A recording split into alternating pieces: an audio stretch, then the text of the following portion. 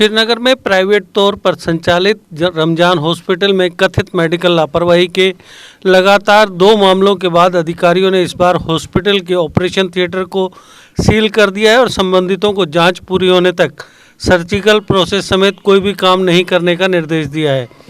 अधिकारियों ने बताया कि गोगजी बाग स्थित रमजाना हॉस्पिटल में डॉक्टरों की कथित मेडिकल लापरवाही के कारण मरने वाली महिला के परिवार के सदस्यों के आरोपों को ध्यान में रखते हुए चीफ मेडिकल ऑफिसर श्रीनगर को तुरंत आवश्यक कार्रवाई करने के लिए इंस्ट्रक्शंस दी गई थी।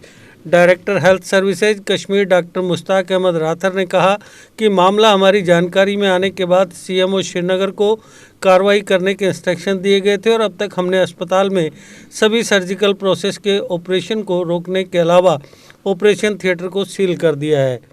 उन्होंने कहा कि सीएमओ ने सीलिंग के अलावा मामले की जांच और हॉस्पिटल के डॉक्टरों पर लगे आरोपों के तथ्यों का पता लगाने के लिए एक पैनल भी गठित किया है। उन्होंने कहा कि मानव जीवन के नुकसान से जुड़े ऐसे मामले गंभीर हैं और किसी को भी इसे हल्के में लेने की इजाज़त नहीं दी जाएगी।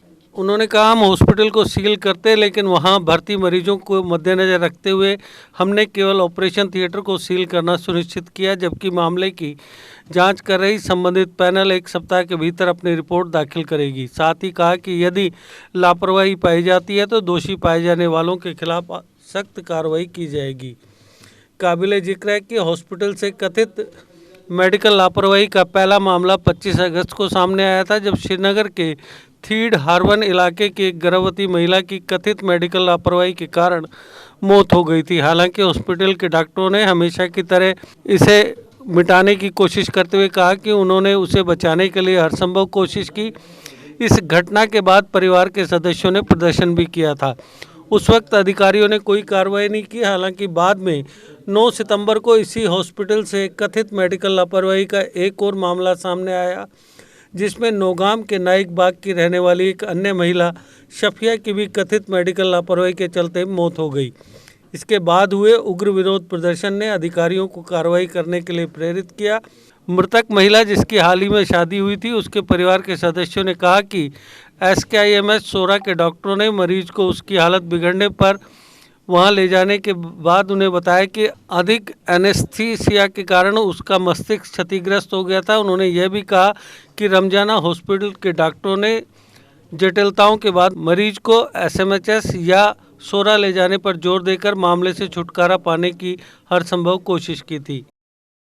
नहीं, हॉस्पिटल को तो सील नहीं किया गया। अलबत्ता सीएमओ श्रीनगर ने director health services Kashmir doctor Mushtaq Ahmad Rather की हिदायत पे वहाँ पे एक इंक्वायरी बिठाई है और उस इंक्वायरी टीम ने फ़िलहाल जो हॉस्पिटल का थिएटर है उसको बंद करने के लिए बोला गया है जब तक इंक्वायरी कंप्लीट हो जाती है। बाकी जो रूटीन काम है हॉस्पिटल के, जैसे OPD वगैरह है, वो चल सकता है। नहीं, उसमें हम नहीं बोल रहे। एक एलिगेशन है कि नेग्लिजेंस हुआ है, तो जब इंक्वायरी जो बिठाई गई है, एक्सपर्ट इंक्वायरी कमेटी बिठाई गई है, उनकी रिपोर्ट के आने के बाद ही बोला जा सकता है कि वहाँ वाकई कुछ नेग्लिजेंस है कि ये एक मेडिकल कॉम्प्लिकेशन है। नहीं, ये जो भी इंक्वायरी एस्टैब्लिश करेगी, अगर किसी के खिलाफ भी इंक्वायरी में ये एस्टैब्लिश हो गया कि उन्होंने कोई नेग्लिजेंस की है, तो तभी उनके खिलाफ कार्रवाई की जा सकती है।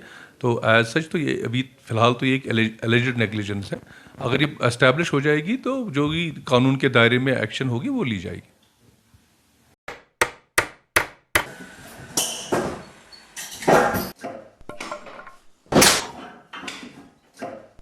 क्या बात है मिस्त्री, बड़ा परेशान लग रहा है। क्या बताएं बाबूजी, कई कंपनियों के कील लाए पर सभी के सभी टेढ़े हो जा रहे हैं। इन कीलों ने तो परेशान कर दिया है। परेशानी दूर करनी है तो RK इंडस्ट्रीज के स्ट्राइक ब्रांड के कील और कब्जे ही उपयोग करो, जो देते हैं मजबूती की गारंटी। तो चले फिर स्ट्राइक ब्रांड के कील लेने। बिल्कुल, चलो। स्ट्राइक ब्रांड लगाओगे तो मजबूती पाओगे और परेशानी को भी भगाओगे।